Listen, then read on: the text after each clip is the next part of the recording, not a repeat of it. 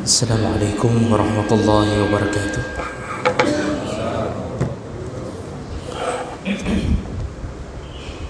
Alhamdulillahi rabbil alamin,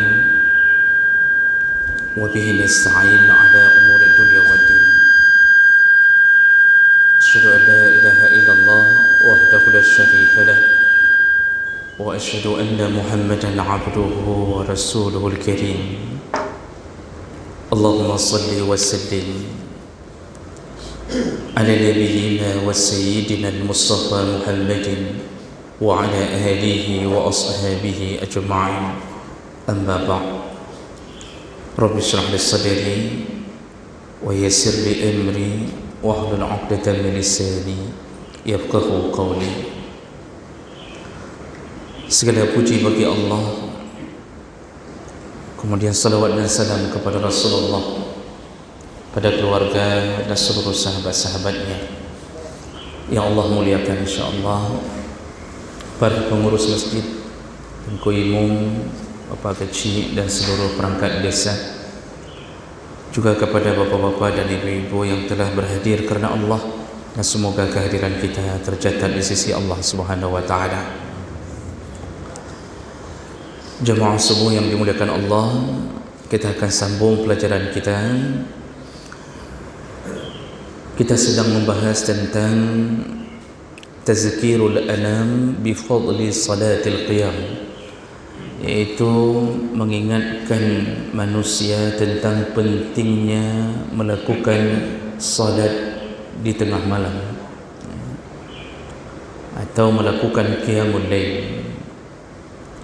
Di pertemuan kita sebelumnya, kita sudah membahas bahawa qiyamul lail min sifatil mu'minin, orang yang melakukan salat malam telah menunjukkan bahawa dia termasuk golongan orang-orang yang mukmin. Jadi iman itu salah satu cirinya adalah mereka melakukan salat malam. Baik, berikutnya qiyamul lail min sifatil muttaqin, orang yang melakukan salat malam maka mereka juga disebutkan oleh Allah termasuk golongan orang-orang yang bertakwa. Dan tentunya tiada keraguan bahawa orang yang telah ditentukan oleh Allah masuk ke dalam list golongan orang bertakwa, dipastikan insya-Allah kalau istiqamah sampai meninggal, wajib bagi Allah memasukkannya ke dalam surga. Dan ini bisa kita lihat melalui ayat dalam surat Ali Imran ayat ke-15, 16 dan 17 menyebutkan tentang bagaimana penghargaan Allah kepada orang yang suka melakukan salat malam. Allah Subhanahu wa Ta'ala pada ayat yang ke-14 lebih dahulu itu Allah sedang menyebutkan tentang kenikmatan-kenikmatan dunia. Jadi di ayat ke-14-nya Allah mengatakan zuyina lin-nas hubbus syahwati minan nisa. Manusia itu dihiasi dengan berbagai macam kenikmatan. Di antara kenikmatan dunia adalah Allah berikan syahwat kepada laki-laki untuk mencintai perempuan. Jadi laki-laki itu kenikmatannya adalah perempuan, minan nisa. Dan ini karakternya laki-laki. Maka aneh kalau ada laki-laki mencintai laki-laki, berarti tidak sesuai dengan karakter yang Allah sebutkan. Kalau sudah terjadi penyakit itu, maka dia termasuk golongan orang yang sakit. Dan ini kenikmatan. Nah, kemudian Allah sebutkan wal banin, juga kenikmatan di dunia termasuklah kalau diberikan anak. Nah, ini diberikan anak tentunya kenikmatan bagi orang tua. wal qanatir al muqantarah, dari harta yang banyak, perhiasan yang banyak, yang modelnya minaz zahab, modelnya emas, wal fiddah wal khailil musawwamah wal an'am wal hars. Ini macam-macam Allah beri, emas, perak, binatang-binatang tunggangan seperti kuda. Kemudian Allah berikan al-an'am, binatang ternak, kita ambil susunya, kita makan dagingnya. Wal haras, kemudian Allah berikan kenikmatan yang berupa tanah, ladang, sawah. Itu semua nikmat dunia, kata Allah, dan yang berikan adalah Allah. Karena orang banyak melupakan yang memberikan itu semuanya Allah. Kalau Allah ingin cabut kenikmatan itu begitu mudahnya. Allah bisa habiskan dalam waktu yang singkat. Nah, lalu Allah sebutkan di ujung ayat bahawa itu adalah zalika mata'ul hayatid dunia. Itu adalah barang-barang kenikmatan di dunia. Allah tidak sebutkan di akhirat. Itulah kenikmatan yang ada di dunia. Wallahu basirun bil ibad, dan Allah Maha melihat apa yang dilakukan oleh hamba. Nah, apa maksudnya? Allah lihat hamba lebih memilih nikmat dunia atau memilih nikmat akhirat. Jadi kalau orang memilih nikmat dunia, maka dia akan hidup terjebak dalam kenikmatan-kenikmatan itu. Yang pergi ke sawah, laju-laju jauh lampuh. Kadang-kadang habis dari sawah, pulang, makan, pergi lagi ke sawah. Semayang hana, sapu hana. Allah lihat. Setelah Allah berikan kenikmatan, Allah lihat hamba. Ada yang disibukkan dengan urusan perempuan, tentunya laki-laki yang dimaksud. Jadi tidak cukup-cukup, padahal istrinya Masya Allah cantiknya, kemudian baiknya, salehah, melayaninya dengan sempurna, tapi hansip cik. Begitulah ada orang yang disibukkan. Ada yang sibuk dengan binatang tunggangannya, ada yang disibukkan dengan binatang peliharaannya. Pagi, sore, maghrib kasih makan ayam, kasih makan bebek. Ada yang pelihara burung, itu siang malam memikirkan burung. Jadi jemaah melakukan Allah, setelah Allah sebutkan itu, barulah di ayat ke-15 Allah sebutkan, Qul a'unabbi'ukum bi khairin min dzalikum, maukah engkau kukabarkan Muhammad, ada yang lebih hebat daripada kenikmatan-kenikmatan itu. Nah, Allah sebutkan tadi sudah hebat, itu dunia hebat. Bagi mereka yang dapatkan segala-galanya hebat. Ya, rumah sudah ada, mobil sudah ada, semua sudah ada. Itu nikmat dunia. Tapi maukah engkau kukabarkan ada yang lebih hebat daripada itu, lebih baik daripada itu, kata Allah. Nah, bahasa Allah lebih baik ini bukan seperti kita mengucapkan lebih baik. Kalau kita mengucapkan lebih baik, itu baiknya sedikit. Misal kita membandingkan dua orang. Kalau seorang perempuan menerima lamaran antara dua orang, maka orang mengatakan, jangan terima lamaran si A, terimalah lamaran si B, karena si B itu lebih baik daripada si A. Lebih baik itu biasanya tidak banyak, paling mungkin karena si A baru CPNS, yang ini sudah PNS, jadi berbeda hanya C saja. Ada yang mungkin yang ini ganteng, si A kurang ganteng. Jadi kebaikan itu tidak terlalu jauh, karena belum tentu kebaikan itu akan terus-terusan begitu. Bisa jadi si A nanti lebih baik lagi, ketika taubat dia bisa berubah menjadi lebih baik.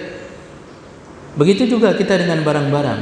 Waktu kita pegah kamengnya lebih hebat daripada kamengnya, maka tentunya itu tidak terlalu jauh. Isinya sama, mungkin cacat sedikit, mungkin mata kambing yang pertama mungkin agak saruk begitu, ya, agak juling misal. Itu saja perbedaannya. Tapi kalau Allah menyebutkan maukah kukabarkan engkau dengan yang lebih baik, itu maksudnya lebih baiknya terlalu jauh, tidak ada bandingannya. kebaikan itu. Dan ini sudah dikabarkan oleh Nabi sallallahu alaihi wasallam, perbandingan akhirat dan dunia, perbandingannya bagaikan air setetes di tengah samudra. Bayangkan perbandingan antara nikmat dunia dengan nikmat akhirat, bandingannya antara setetes air yang jatuh dari jari. Jadi Nabi mencelupkan jarinya ke dalam satu baskom, lalu Nabi mengangkat jarinya, jatuhlah setetes kembali ke dalam baskom tadi, dalam bejana tadi.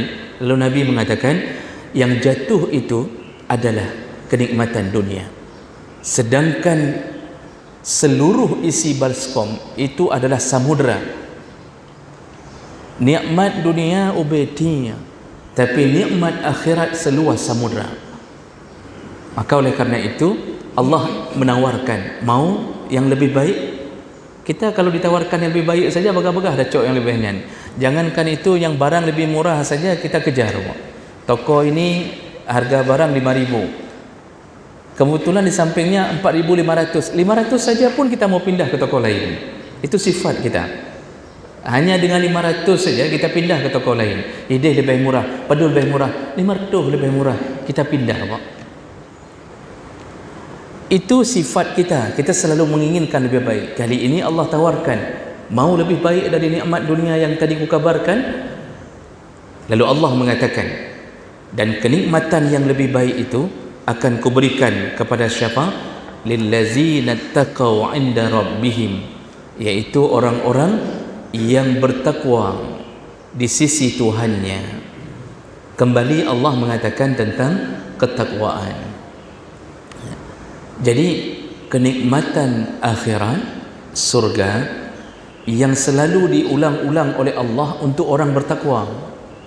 Makanya waktu Allah bicara tentang surga, itu Allah katakan u'iddat lil muttaqin, u'iddat lil muttaqin, a'adda lil muttaqin. Allah sudah siapkan kepada siapa? Kepada muttaqin, orang-orang yang bertakwa. Dan Ramadan ternyata juga menyebutkan itu, la'allakum tattaqun, semoga setelah Ramadan engkau lebih bagus takwamu, semoga engkau bertambah menjadi orang yang bertakwa. Apa itu takwa? Kalau para ulama mendefinisikan takwa, yaitu imtisal li awamirillah wajtinabu nawahihi sirran wa alaniyah, melakukan apapun yang Allah perintah, meninggalkan apapun yang Allah larang, baik dalam keadaan sembunyi-sembunyi maupun dalam keadaan terang-terangan. Itu takwa. Jadi takwa itu selain mengerjakan ibadah, meninggalkan larangan. Kalau orang hanya mengerjakan ibadah belum meninggalkan larangan, berarti belum takwa. Kalau hanya modal kita salat jamaah saja, tapi kemudian setelah salat masih pakai celana pendek di atas lutut, berarti belum takwa.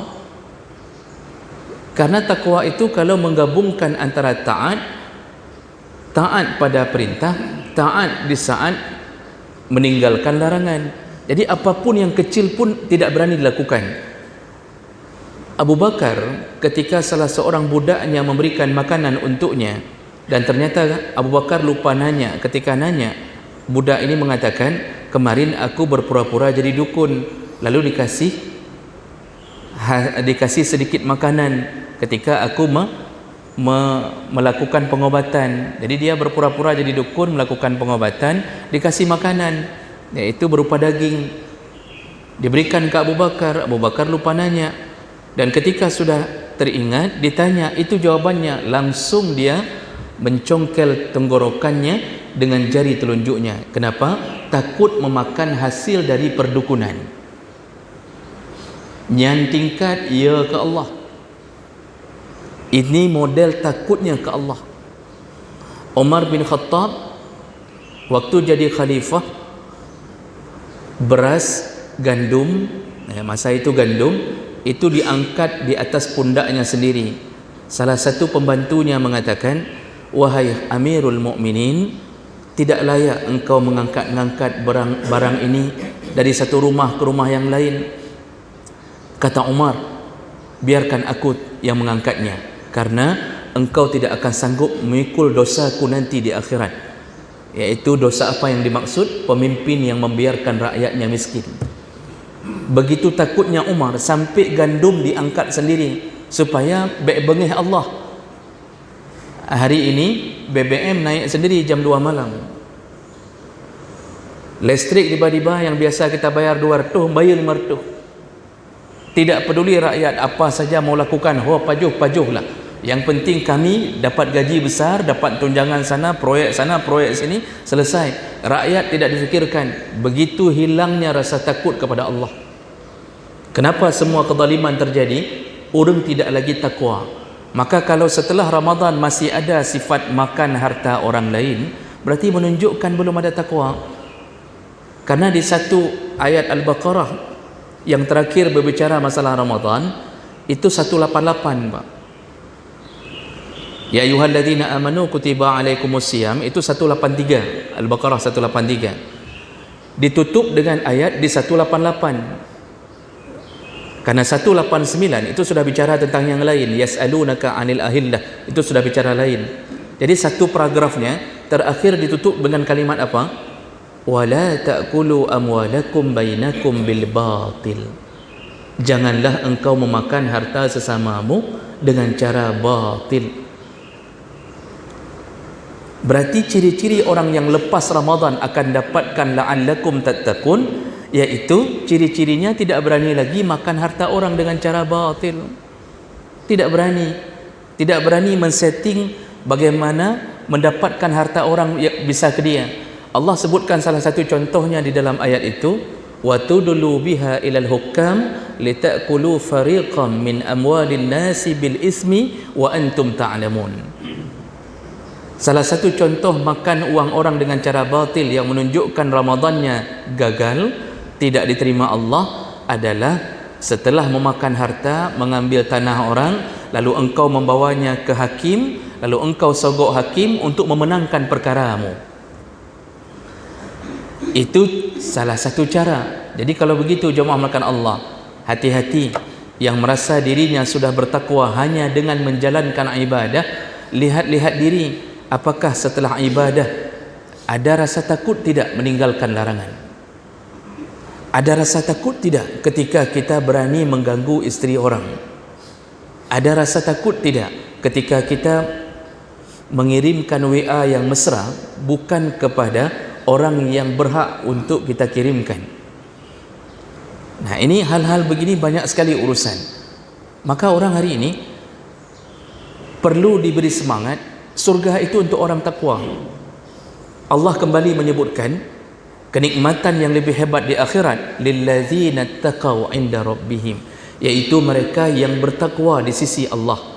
Jadi Allah sebutkan 'inda rabbihim, maksudnya standar takwa itu di sisi Allah, bukan di sisi manusia. Karena kalau manusia itu banyak salah menilai.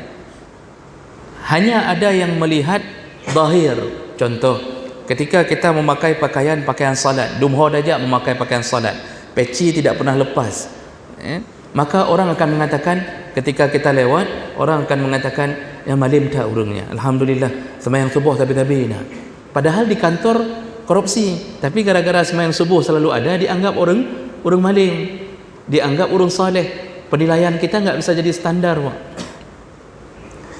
Inda rabbihim, penilaian itu ada pada Allah Subhanahu wa taala.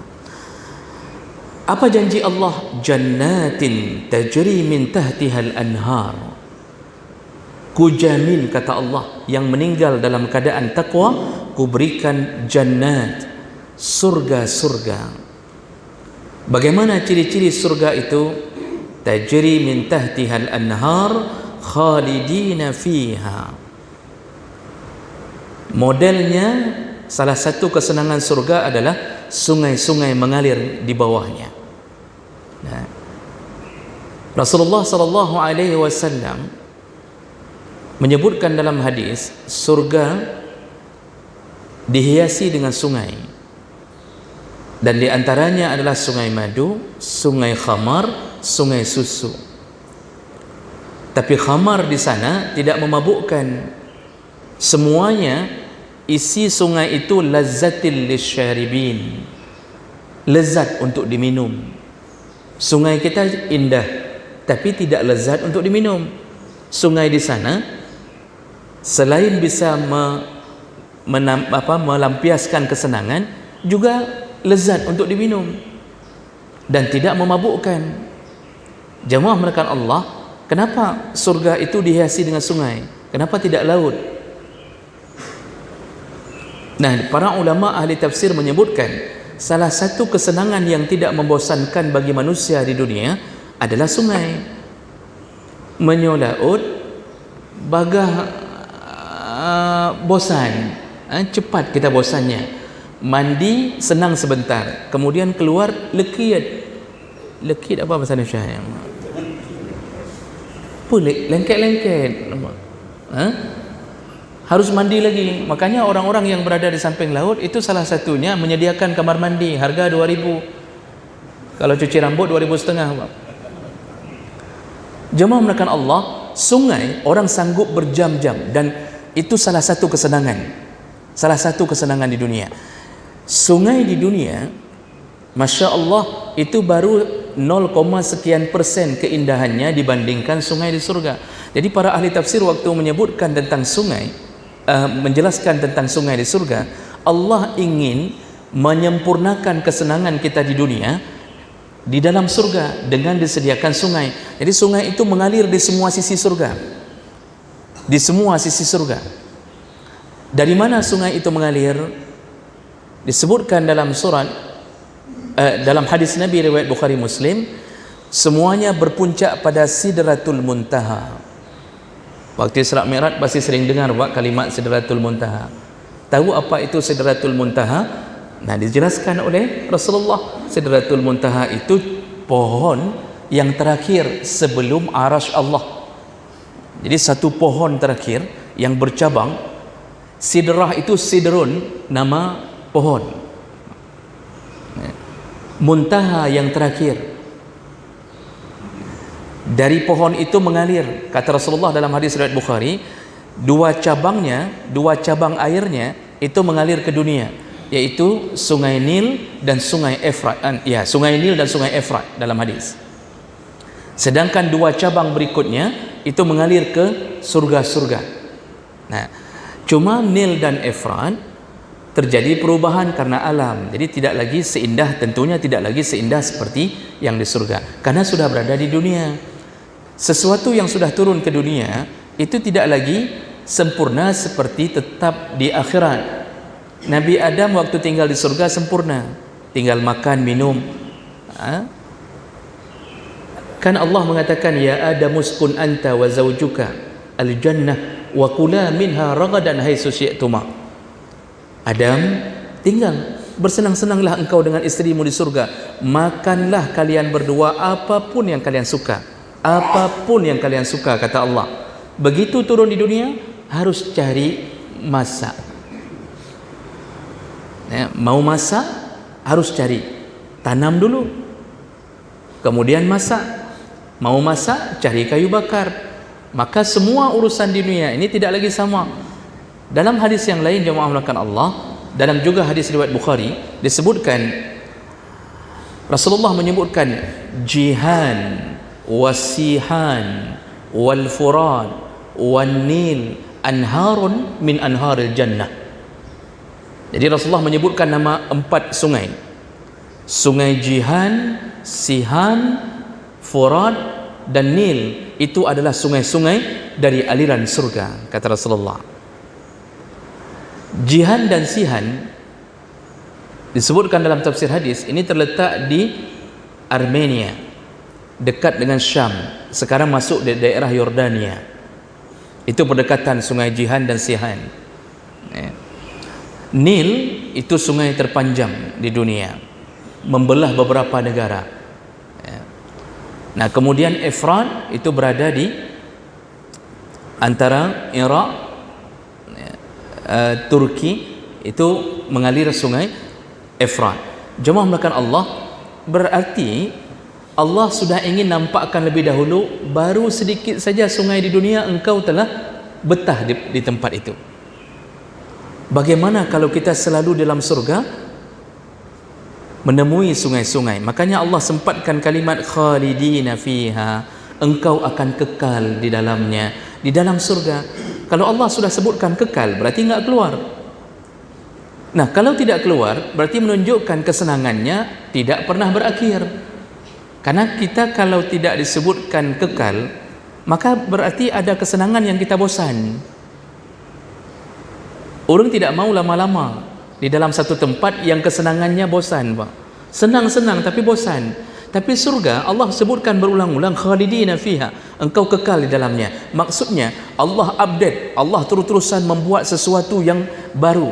Maka ada hadis yang menyebutkan, saya tidak hafal matanya lagi, waktu di surga kita dilayani. Jadi kita cuma duduk-duduk di depan rumah, pelayan muewit, Pak, pelayan muewit. Pelayannya ganteng-ganteng, cantik-cantik, itu selalu membawakan apapun, baik yang kita minta atau yang tidak kita minta. Sehingga dalam salah satu hadis disebutkan, pagi dibawa makan buah-buahan. Salah satu kesenangan di surga adalah berbagai macam model buah-buahan. Ketika sejam berselang, kira-kira begitu ukuran waktunya, tapi ukuran waktu di akhirat Allah yang tentukan. Ketika kira-kira 1 jam berselang, dibawa lagi. Jadi kita cuma nggak ada kerja lagi, nggak perlu masuk kantor lagi. Jadi tidak perlu takut, kita betul-betul lockdown di sana. Duduk di rumah bersenang-senang dengan istri, bersenang-senang semuanya. Jadi ketika dibawa sejam kemudian, buahnya modelnya sama. Ketika dibawa, penghuni rumah di surga mengatakan, ini tadi sudah buah yang ini. Apa jawab pelayan ini? Makanlah, cobalah, gigitlah, maka engkau akan merasakan kenikmatan yang berbeda. Rupanya kadang-kadang buah yang sama itu rasanya bisa berbeda-beda. Masya Allah, di dunia saja, Pak, itu bodrin saja, durian saja macam model, Pak. Ada durian montong, durian montok, durian macam model, Pak. Itu baru dunia, buahnya sama. Masya Allah, kalau di dunia kita bisa mengkawinkan antara satu buah dengan buah yang lain dengan rasa berbeda, bagaimana Allah sisakan kenikmatan itu di akhirat? Buah yang sama, rasa berbeda, dan sekali gigit langsung tersenyum, tidak pernah muka kecut. Kita hari ini kadang-kadang nampak enak, tapi begitu kita gigit wajah masam. Kenapa? Rupanya sekali-sekali dapat yang masam. Di sana ketika gigit wajah tersenyum, langsung mengatakan subhanallah, lezat sekali. Begitulah Allah buat keindahan-keindahan di dunia, dan Allah sudah kabarkan itu di dalam Al-Quran. Lalu kemudian Allah sebutkan wa azwajum mutahharah, juga aku sediakan bagimu istri-istri yang suci. Ini bagi bapak-bapak ni, kita disediakan, Pak, istri-istri yang suci, mutahharah. Dalam tafsir, baik tafsir Jalalain, tafsir apapun yang kita baca, keterangannya sama. Maksud azwajum mutahharah adalah istri-istri yang lepas daripada kotoran apapun. Tidak ada lagi haid, tidak ada lagi nifas, tidak ada lagi istihadah, tidak punya kencing, tidak punya kentut, tidak punya hidung, tidak ada ingus, tidak ada jigong. Tahu jigong, Mak? Egong, tidak ada. Bersih, suci, betul-betul bersih. Bidadari diberikan untuk siapa? Lelaki yang bertakwa. Nah, sekarang timbul pertanyaan, kenapa ayat-ayat Quran semuanya bicara masalah bidadari? Kenapa tidak bicara masalah bidadara? Sehingga kaum feminisme itu menyebutkan kita perempuan sudah terhina di dunia, terhina lagi di akhirat. Kita enggak disediakan bidadara, masa cuma laki saja disediakan bidadari? Nah, ini sudah dijawab oleh para ulama. Yang pertama, jangan ragu, karena banyak ayat menyebutkan kenikmatan surga itu berlaku bagi perempuan dan laki-laki. Ya, jadi Allah ketika menyebutkan tentang kenikmatan surga, Allah menyebutkan golongan perempuan dan laki-laki sama dapat nikmatnya. Itu yang pertama. Itu secara umum menunjukkan bahawa kenikmatan itu sama. Nah, yang kedua, secara khusus kenapa Allah menyebutkan hanya bidadari untuk laki-laki? Jadi enggak ada kalimat perempuan akan mendapatkan bidadara. Para ulama mengatakan Allah sengaja sebutkan bidadari untuk laki-laki karena laki-laki adalah pemimpin dalam keluarga. Kalau dia sudah diberi iming-iming, sudah diberi semangat untuk masuk surga dengan keindahan bidadari, maka dia akan berubah menjadi orang yang baik demi lihat bidadari. Jadi untuk mendapatkan bidadari, dia akan berubah menjadi orang yang baik. Dia akan melakukan kebaikan, dia begini, dia begitu, dia salat. Ketika pemimpin sudah baik, otomatis semua yang di bawah ini akan dia buat jadi orang baik. Jadi diberi semangat hanya ke pemimpin. Kalau pemimpinnya sudah baik, di bawahnya akan berubah jadi baik. Dan penyemangat ini untuk membuat semua kebaikan lengkap dalam satu keluarga. Dan para laki-laki harus faham yang jadi bidadari itu, kalau kita nanti isteri masuk surga bersama, maka Allah akan buat isterilah yang jadi bidadari. Jadi ibu-ibu jangan khawatir. Jangan khawatir mangat takji kail idonya yang kahwin put idih tinggal lah tanya. Tidak, isterilah yang akan jadi bidadari. Cuma Allah beri izin untuk ditambah dengan bidadari-bidadari yang lain. Apakah isteri cemburu? Di sana tidak lagi diciptakan sifat cemburu. Di dunia yang diciptakan sifat cemburu, di sana tidak ada lagi. Jadi rela, semua isteri rela. Tapi itu sifatnya di surga. Kalau di dunia masih banyak cemburunya. Maka harus hati-hati. Karena kita belum masuk surga, maka pertimbang-pertimbang cemburu isteri. Jemaah melakukan Allah. Jadi Allah beri semangat ke laki-laki agar berubah jadi baik dengan bidadari. Lalu juga dijelaskan yang ketiga, kenapa hanya bidadari yang digambarkan di dalam surga, di dalam Al-Quran. Ini gaya bahasa begitu dahsyatnya akhlak Al-Quran. Allah ingin memberikan sebuah gambaran.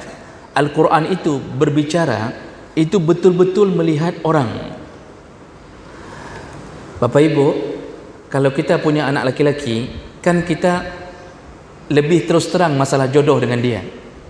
Apakah dia duluan, dia mengatakan, mak lu nak berkahwin ngensau nginang yan, nelaki juga dia, saya mau nikah sama perempuan itu. Dia sebutkan siapa perempuannya, dia sebutkan. Malunya tidak ada, maksudnya tidak ada malu, tidak segan menyebutkan itu. Saya mau nikah, ada yang saya suka, teman kuliah, ada yang saya suka, teman sekantor. Padahal tidak boleh kahwin dengan teman sekantor. Yang boleh dengan cuma satu orang, tidak boleh sekantor. Karena kalau sekantor, semua yang di kantor dikawini, Pak. Tidak boleh, cuma boleh satu orang saja. Tidak boleh sekantor dikawini.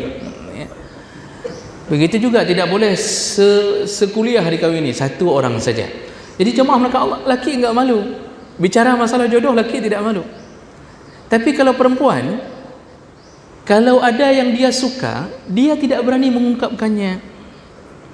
Maka jarang sekali anak perempuan mengatakan, dek, pajang kamu kahwin. Tidak berani dia mengatakan sebenarnya long nagala tirong. Enggak berani. Bahkan ada yang melamar saja kalau perempuan yang normal, Pak.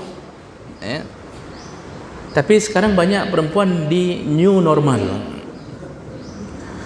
Kalau perempuannya normal, itu enggak berani, malu dilamar orang, maka dia diam. Dek, ada yang lamar, diam. Padahal hati mengatakan, saya terima, tapi enggak berani mengatakan lun terima. So lamar abangnya lun terima, enggak bisa begitu. Makanya Rasulullah mengatakan diamnya perempuan itu menunjukkan ridha. Lihat gaya bahasa kita dengan sesama manusia. Dengan perempuan malu-malu, dengan laki-laki tidak malu-malu.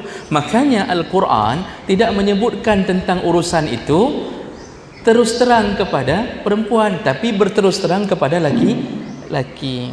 Itu gaya bahasa akhlak Al-Quran. Allah yang menciptakan kita, tapi Allah saja masih membahasakan dengan bahasa yang luar biasa. Maka jemaah mulakan Allah sediakan di surga azwajum mutahhara. Nah kemudian waridwanum minallah, Allah berikan ridhanya. Semua yang Allah berikan ridhanya. Kalau Allah sudah berikan ridha, maka melebihi dari apa yang kita minta. Imam Sya'rawi, salah satu ulama di Mesir, menyebutkan la ta'budullaha li tu'ta, jangan engkau menyembah Allah karena engkau ingin diberikan sesuatu oleh Allah. Walakin ya'budullaha, tetapi sembahlah Allah liyurda, agar engkau diridai. Jadi jangan sembah Allah karena ingin diberi, tapi sembahlah Allah karena ingin diridai. Fa in radhiya, kalau Allah sudah ridha, adhasyakum bi'ata'ihi, maka dia akan memberikan yang dahsyat kepada dirimu tanpa engkau duga-duga. Maka jemaah makan Allah, kalau ada dua orang anak, satu suka minta, yang satu enggak minta-minta, tapi dia rajin. Yang satu kita berikan hanya sesuai yang diminta. Dia cuci piring, tapi lalu dia bilang, ni habis cuci piring beli es krim. Kita beli es krim. Yang satu cuci piring, kemudian sapu halaman, tapi enggak minta-minta. Penek kalau ke ana mak lu bantu drone sagai. Ana ya, lu bantu sagai. Masya-Allah Bapak, kita sebagai orang tua, mana yang lebih hebat kita berikan? Kepada yang tidak minta tapi taat kepada kita. Begitulah orang taat kepada Allah, berharap ridha Allah, maka dia diberikan melebihi yang dia minta. Maka orang takwa itu salah satu kelebihannya apa? Yarzuqhu min haitsu la yahtasib, dia bisa dapat rezeki dari yang tidak diduga-duga. Nah, wallahu basirum bil ibad, Allah Maha melihat dari seorang hamba. Nah, kita habiskan ayat terakhir untuk menunjukkan kalimat bahawa ini semua Allah berikan kepada orang yang suka bangun malam. Saya percepat. Alladzina yaquluna, dan ciri-ciri orang bertakwa yang dapatkan surga itu adalah alladzina yaquluna rabbana innana amanna faghfir lana dzunubana. Mereka adalah orang-orang yang selalu mengucapkan, wahai Tuhan kami, sesungguhnya kami telah beriman kepadamu, faghfir lana, ampunkanlah kami semua dosa-dosa kami, wa qina azabannar, dan jauhkan kami dari api neraka. Jadi itu ciri-ciri orang bertakwa, suka bertaubat, memohon ampun kepada Allah setelah dia beriman, lalu dia memohon supaya dijauhkan dari api neraka. Maka salah satu zikir salat, Pak, kalau kita baca kitab Al-Azkar punya Imam Nawawi dan juga kitab yang lain, Fiqh Islami wa Adillatu, kitab-kitab yang lain menyebutkan salah satu zikir setelah salat adalah berdasarkan hadis dari Ali bin Abi Talib, mengucapkan Rabbana ajirna minan nar. Berapa kali? 7 kali. Rabbana ajirna minan nar. Rabbana, sampai Ali bin Abi Talib menyebutkan, aku mendengar dari Rasulullah yang mengucapkan 7 kali pagi lalu meninggal sebelum sore, maka insya-Allah surganya, dijauhkan dari nerakanya. Yang mengucapkan sore dan meninggal sebelum pagi, maka Allah kabulkan, Allah jauhkan dari nerakanya. Ini ciri-ciri orang takwa, mulutnya selalu memohon ampun. Nah, kemudian barulah disebutkan mereka itu adalah selain suka taubat, as-sabirin, orang-orang yang sabar, was-sadiqin, orang-orang yang jujur dengan imannya. Jujur itu membenarkan apapun dari Allah. Menyuka dengar ayat, walaupun tidak masuk akal, dia yakin ini dari Allah, sudah selesai, dia lakukan. Seperti Abu Bakar membenarkan Nabi. Kemudian wal qanitin, orang-orang yang taat kepada Allah, wal munfiqin, orang-orang yang suka berinfak, wal mustaghfirina bil ashar, dan orang yang suka bangun malam lalu beristighfar di penghujung malam. Jadi ternyata orang yang suka bangun malam salah satu orang yang masuk golongan orang muttaqin yang nanti mendapatkan semua kesenangan di akhirat. Maka jemaah melakukan Allah, Al-Quran ini kadang-kadang perlu ditadabbur. Kalau sudah bertadabbur, baca tafsir, masuk ke dalam hati, yakini, maka mengalirlah air mata, maka orang bersemangat melakukan. Kalau begitu, kesimpulan kita untuk subuh hari ini, bersemangatlah untuk membiasakan diri bangun di penghujung sahur. Jadi sahur itu apa? Sahur itu makanan yang dimakan di penghujung malam, itu nama sahur. Allah sebutkan mustaghfirin, orang yang suka memohon ampun di penghujung malam. Maksudnya apa? Qiyamul lail. Walaupun cuma 2 rakaat, Bapak Ibu biasakanlah. Kita mungkin lelah, nggak sanggup melakukan 8 rakaat. Biasakanlah untuk bangun 2 rakaat sebelum salat subuh, sebelum waktu datangnya azan subuh, sebelum menuju ke masjid. Salatlah 2 rakaat di rumah. Yang penting istiqamah. Allah lebih suka yang istiqamah walaupun cuma 2 rakaat daripada yang dilap-lap, yang kambuhan. Waktu keluar sertifikasi salat 20 rakaat, ketika ujung bulan enggak salat lagi, nanti ke sana baru salat lagi. Ini kambuhan. Allah tidak suka. Allah suka istiqamah walaupun sedikit. Maka bersemangatlah bangun malam. Insya-Allah Allah tidak akan pernah melanggar janji untuk memberikan kita keindahan dan nikmatnya surga Allah Subhanahu wa taala. Mudah-mudahan ini bermanfaat, dan insya-Allah kita mungkin beberapa pertemuan terus membahas tentang hebatnya orang-orang yang melakukan qiyamul lail.